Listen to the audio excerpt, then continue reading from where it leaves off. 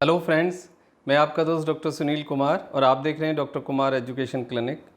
आज हम बात करेंगे कि क्यों दिल की बीमारियां डे बाई डे बहुत बढ़ रही हैं और देखा जा रहा है कि यंग एज में भी लोगों को दिल के दौरा पड़ रहा है और उसके बाद डेथ हो जाती है।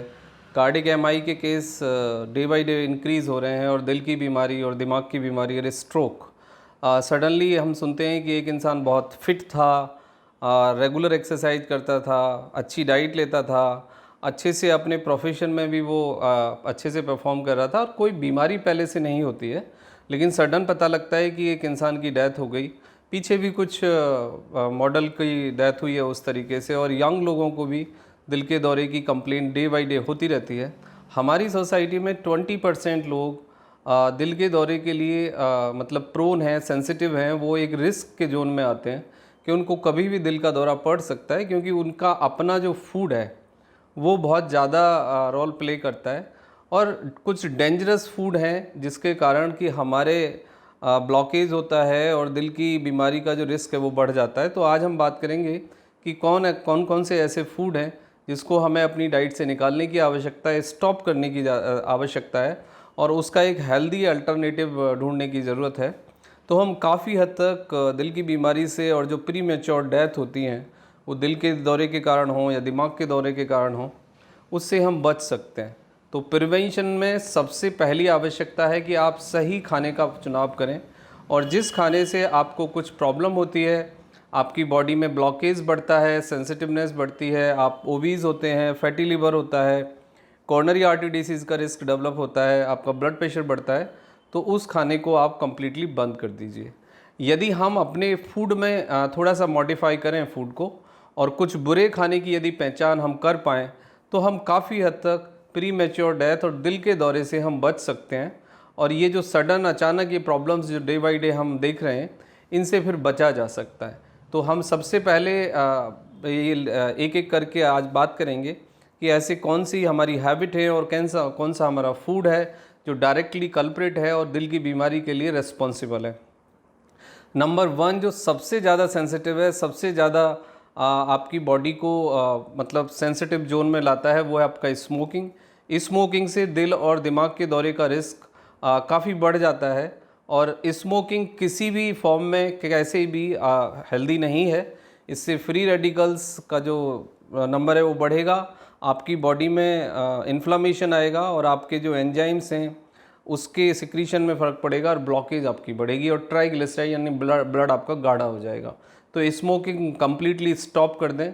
उसके बाद है आपके फूड में, यदि आप एग बहुत ज़्यादा लेते हैं, एक्सेसिव एग आप लेते हैं, तो आप सावधान हो जाइए, आपका ट्राइग्लिसराइड और कोलेस्ट्रॉल बढ़ेगा, आपका फैटी लिवर होगा। इसका सीधा सा मतलब ये है कि जो एग का योल्क पार्ट है, यानी कि जो अंदर वाला जर्दी वाला जो हिस्सा है, वो बहुत ज़्यादा ट्राइग्लिसराइड बढ़ाता है, आपके कोलेस्ट्रॉल को बढ़ाता है, और आपका जो ब्लॉकेज है आर्टरीज़ का उसको बढ़ाता है, तो आप उसको अवॉइड करें। फिर आपका मटन है और रेड मीट है। मटन और रेड मीट किसी भी फॉर्म में दिल और दिमाग के लिए हेल्दी नहीं है। इससे आपका ब्लॉकेज बढ़ता है, इससे आपका आर्टरीज़ की जो विस्कोसिटी है, जो थिननेस है, वो बदल जाती है, और बॉडी में कहीं ना कहीं there are an number of the depositions जो बॉडी के लिए हार्मफुल होता है। तो मटन और रेड मीट किसी भी फॉर्म में आप अवॉइड करें। उसके बाद आता है देसी घी, यानी कंसंट्रेटेड फैट। देसी घी भी रिकमेंडेड नहीं है दिल और दिमाग के पेशेंट के लिए। देसी घी नेचुरल नहीं है, नेचर ने घी को प्रोड्यूस नहीं किया है। नेचुरल आपका मिल्क है, तो आप दूध पी सकते हैं फैट फ्री, लेकिन घी आप ना खाएं। घी हमने अपने स्वाद के लिए डेवलप किया है। घी एक कंसंट्रेटेड फैट है, और कंसंट्रेटेड फैट आपके दिल के लिए अच्छा नहीं है। उसके बाद आता है कि और दूसरे जो रिफाइंड फैट हैं, यानी कि refined food in any form, और रिफाइंड में खासकर जो आपका रिफाइंड ऑयल है और जो आपका कुकिंग ऑयल है, ये बहुत ज़्यादा हार्मफुल है। तो आप कुकिंग के अंदर या either the mustard oil use करें, जो कि सबसे बढ़िया है, कच्ची खानी का सरसों का तेल नंबर वन, और दूसरे नंबर पे आपका ऑलिव ऑयल। ऑलिव ऑयल भी बहुत अच्छा है, उससे भी ट्राइग्लिसराइड कोलेस्ट्रॉल का जो रिस्क है डिपोजिशन का, वो बहुत कम हो जाता है, और आपकी जो लाइफ स्टाइल प्रॉब्लम है, यानी ओबेसिटी है, फैटी लिवर है, और जो कॉर्नरी आर्टरीज़ में आपका ब्लॉकेज है, वो भी कम होता है। तो आप नॉर्मल मिनिमम यानी कम से कम चिकनाई यूज़ करें। मतलब चिकनाई से मेरा मतलब है कि सरसों का तेल या फिर ऑलिव ऑयल या आप देसी घी भी यूज़ कर सकते हैं इन ए लिमिटेड अमाउंट, लेकिन उसका लिमिटेड ही यूज़ करें, बहुत मिनिमम यूज़ करें। जितना कम आप ऑयल और घी खाएंगे उतना ही आपके स्वास्थ्य के लिए फ़ायदा होगा। उसके बाद आता है फिर आपका ड्राई फ्रूट्स में आप काजू और बादाम बिल्कुल नहीं खा सकते यदि आपको दिल के दौरे का रिस्क है, आपको ब्लड प्रेशर है, फैटी लिवर है और आप ओबीज हैं यदि। ये ड्राई फ्रूट्स में भी ये रिस्ट्रिक्शंस हैं। उसके बाद आता है आपका packed food in any form. कोई भी जो पैक्ड फूड है, जो जंक फूड है, जो डिब्बा बंद खाना है, उसके अंदर आपको ये समझना होगा कि काफ़ी अमाउंट में कैलोरी है और ट्रांस फैट है। ट्रांस फैट मतलब बुरी चिकनाई है जो आपकी कॉर्नरी आर्टरी डिसीज़ के लिए डायरेक्टली रिस्पॉन्सिबल है।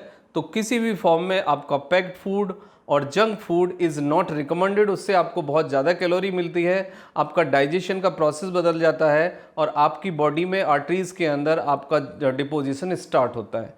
एंड एक्सरसाइज का ना करना भी दिल की बीमारियों के लिए डायरेक्टली रिस्पॉन्सिबल है। आप मिनिमम 30 से 40 मिनट वॉकिंग करें।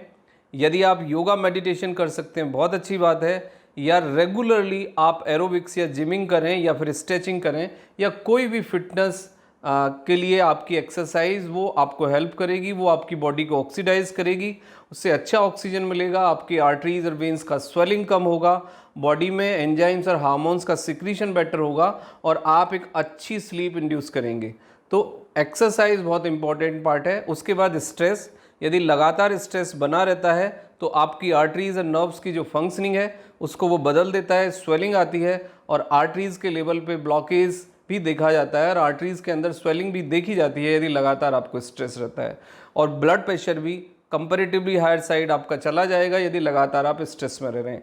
अच्छी क्वालिटी की स्लीप, यदि आप प्रॉपरली स्लीप इंड्यूस नहीं करते हैं तो भी आपको दिल के दौरे का रिस्क और नेक्स्ट पॉइंट पे किसी भी तरह का सडेशन मेडिसिन के रूप में या स्टीरॉइड के रूप में, एक्सेसिव पेन किलर और विदाउट डॉक्टर्स के रिकमेंडेशन से पेन किलर लेना या स्टीरॉइड लेना या फिर दूसरे सेडेटिव्स यानी कुछ दवाइयाँ जो आपको डिप्रेशन माइग्रेन में दी जाती हैं या पेन को सबसाइड करने के लिए दी जाती हैं। कई बार लोग उनको ओवरडोज भी करते हैं और लंबे समय तक डॉक्टर की बगैर सलाह के लेते रहते हैं, तो ये भी कई बार अचानक आपके दिल के दौरे का कारण बन सकती हैं।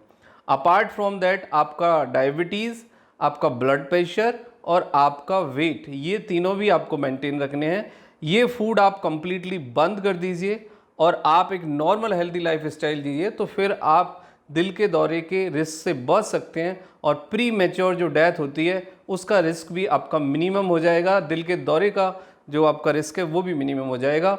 But make sure you have to stop those food and healthy food लीजिए। आप वेजिटेबल्स खाइए, फ्रूट्स खाइए, सैलेड लीजिए, आप जितना भी आप चोकर ले सकते हैं वो लीजिए, फाइबर लीजिए, अच्छे से पानी पीजिए। That will be the healthy practice. Thank you very much and take care yourself.